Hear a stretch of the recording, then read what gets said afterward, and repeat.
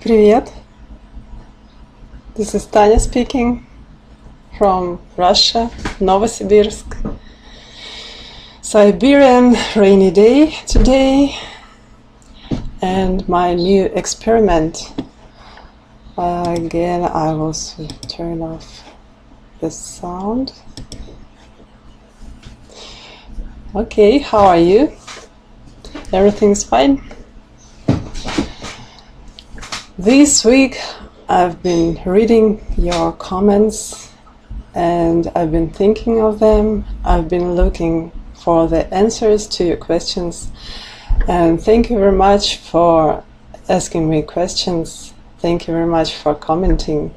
When you comment, when you ask questions, I know what to tell you. If you didn't ask me questions, I would not know what to tell you. And in my latest video, there was a sweet comment. I think this was a guy from Egypt. He said, "You look tense, just relax. We all love you, just relax. We are your family, be yourself." This is so sweet. I think this is a good idea. But I don't know exactly how to do this. I'm trying. So you can sometimes see my struggles. I'm sorry for that. This is the live video. This is the life. Okay. We all love you. Wow, this is so sweet. This is so sweet. I wish it was so, but I know that you may be not very happy with me, and I'll tell you what to do if you're not happy with me. I can totally understand that you may not be happy with me. And there is a YouTube channel. It is called Russons, like the Facebook page. And you can go there and you can find some live videos there, and you can dislike them or you can like them. So I will know your opinion. Okay, let's return to your comments. Thank you very much for asking me how to learn Russian language. This is a good question, really. Usually I recommend to find a teacher, but actually you ask me how to learn Russian without a teacher. And when you ask how to learn without a teacher, I usually recommend you some services, free apps like Duolingo, or there are very many free services for learning Russian. But I've heard, to be honest, I've heard a lot of complaints that these services are so cold. They are, when you learn a language with a machine, you lose the motivation, you lose the point of learning. Language is for sharing emotions, for sharing thoughts, and learning with machine sometimes is not as exciting as it could be. So I was thinking about some other methods to suggest you how to learn without a teacher. And one of my students uses flashcards to memorize new words. And he gave me the link to the good article of polyglot Gabriel Weiner, and he explains how he learns very difficult languages in a short time, very effectively. And I think his system is interesting. I think you should consider it, and I'm going to share with you his system. Actually, his system is easy. He uses flashcards.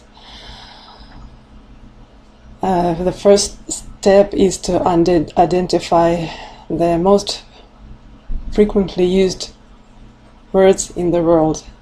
He identified 625 the most frequently used words in the world, or the most frequently discussed topics.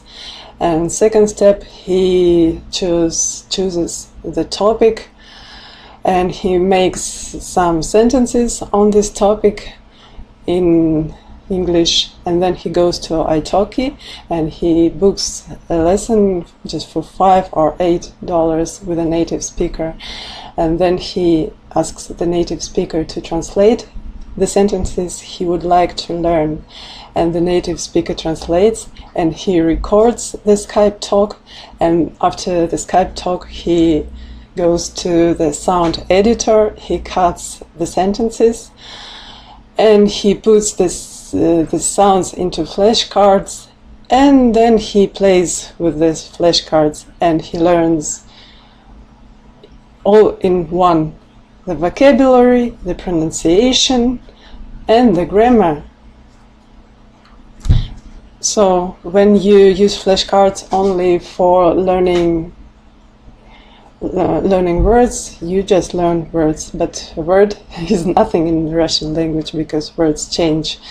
And when you have in your flashcard a phrase, correct pronunciation by the native speaker, you create a feel for how the words change without going deep to the details of Russian grammar.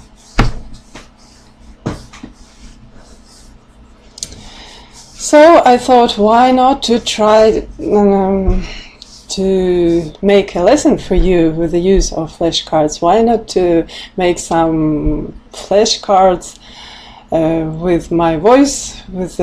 I'm a native speaker. You can learn some pronunciation from me, and you can learn the correct grammar, and you can learn the correct usage of prepositions. So you can download the lesson. I give you a link.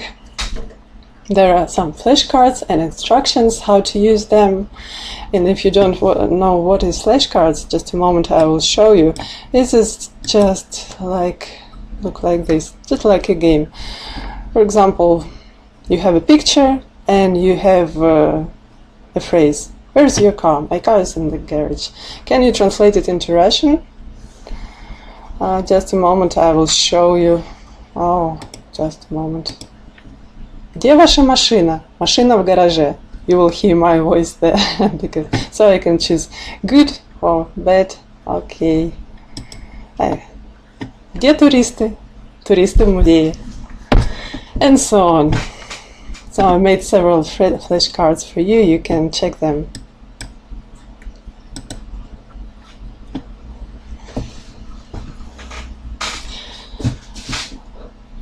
Okay. So I made a lesson for you. I thought on which topic to make a lesson for you with the use of flashcards, and I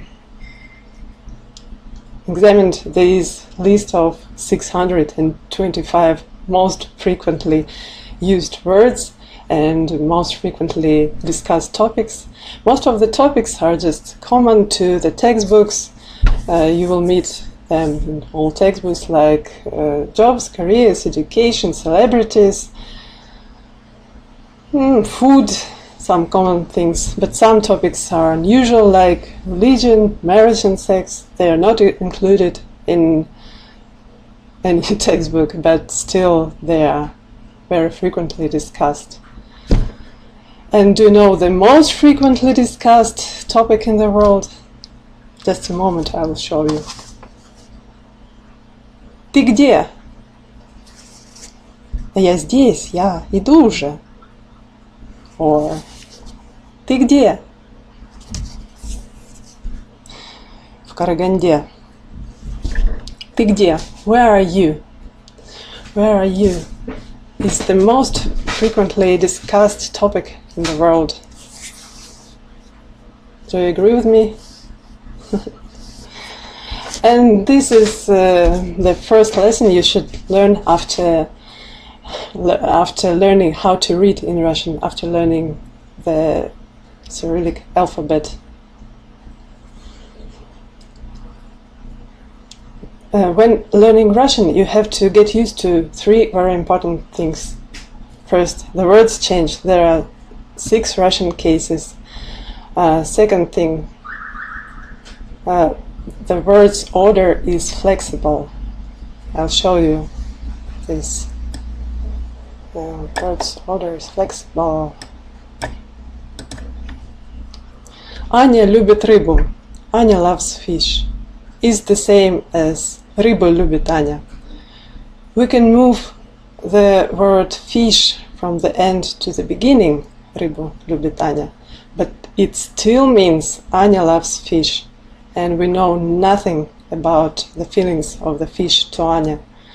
So this may seem unusual, but in Russian it works in such a way. And the third fun thing is intonation. Intonation may change the meaning to the opposite. Today I will not tell you about this, but you should consider it, and you should be careful with Russian intonation because it can change everything. So I remind you, you can download PDF and flashcards with my voice recorded to memorize some phrases on speaking about location. Okay, let's see how the words change when we speak about location. The question где ends in ye. And the words usually change the endings to ye. Лондон. Я в Лондоне. Новосибирск. Я в Новосибирске. Земля. Я на земле. So it's easy to remember. The prepositional case. Most of the words change the endings, just like in the question где. They change the endings to ye. But sometimes it works differently. Sometimes there are many locations and there are many words that change in ia, and they change their endings to и. Бразилия в Бразилии, армия в армии, Россия в России. There are also some other rules. I will not speak about them today. Just go to the PDFs and flashcards and learn how the other rules, how the words change. And also the important thing we should learn when we speak about the prepositional case is how to use the prepositions ve and na. Because even fluent Russian speakers make mistakes. Sometimes they make mistakes when using this preposition. I'll tell you a little bit the theory. Where we use where when we speak about a closed space or the country. We use na when we speak about open space, event, island, territory. For example,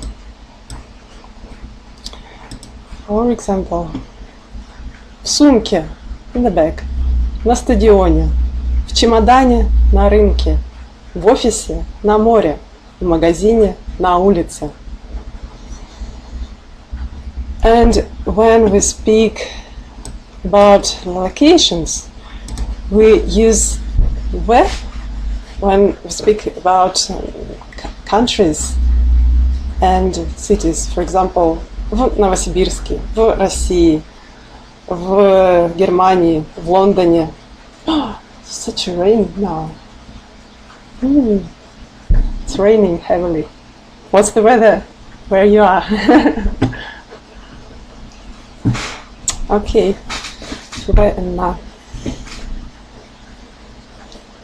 Мисс Кита, привет. Okay.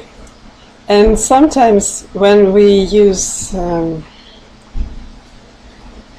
when we speak about islands. На Кубе, на Ceylon. Cuba is an island. Ceylon is an island. на...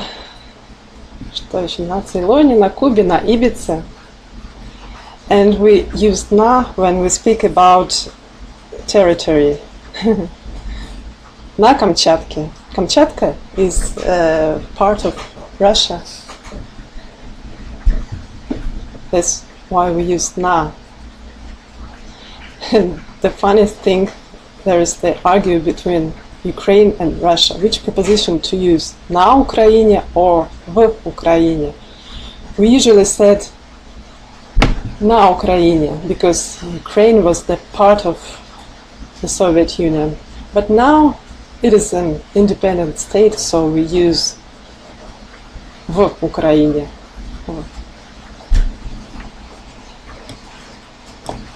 So, and the last thing I would like to tell you about the words order. Let's take this phrase. Мы работаем здесь. We work here. We use the flexible words order when we want to emphasize some it's raining, some word. We put the word that we want to emphasize to the end. So, здесь работаем мы. Who works here? Кто работает? Мы здесь работаем. Не отдыхаем. What we do here? Что делаем?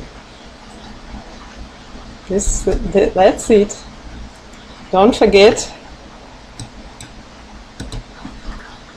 to download PDFs and flashcards. Play with flashcards. When you have spare time, tell me what you think. Whether they're useful. I remind you I made flashcards with some Russian phrases on location. You can check my native pronunciation without any accents. I think so. Thank you very much. Just a moment, I will look what is going on there. Okay, thanks for watching.